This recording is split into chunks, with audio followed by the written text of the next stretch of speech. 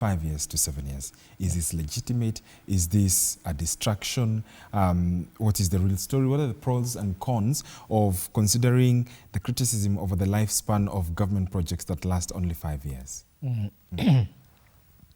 Well, in good English, they call it a jolt from the blues.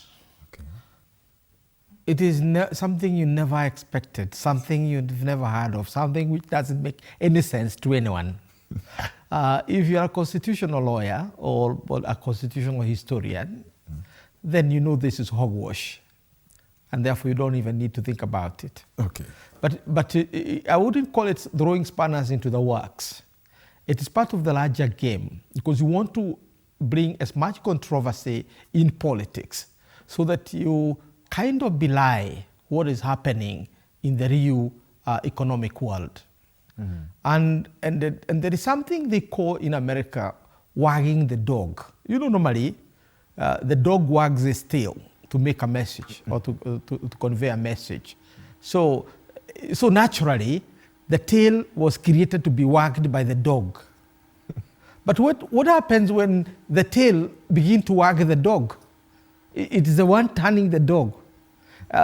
So it's part of the American, lexicon, language in politics. Yes. That when leaders find themselves engulfed by domestic issues that they are not able to find immediate solutions to, they look for escapism, basically new avenues of basically diverting public opinion.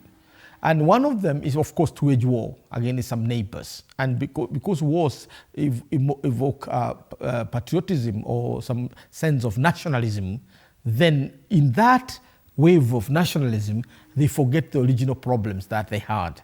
Now, in the absence of war, then you have to turn politics into war. And you look like there is a war that you're finding. Now, the most people who are dissatisfied with the economic performance of the government are people from Mount Kenya. Reason being, they are the ones who voted for the United Democratic Alliance, which later on turned into Kenya Kwanza. And they voted because they were unhappy with the economy of the period. If you talk about, they have confiscated our containers, or they are now turned our exports or imports into what they are called counterfeits. How can they be counterfeit when we have no industries? Who are we protecting? There was all that debate. So it was an economy.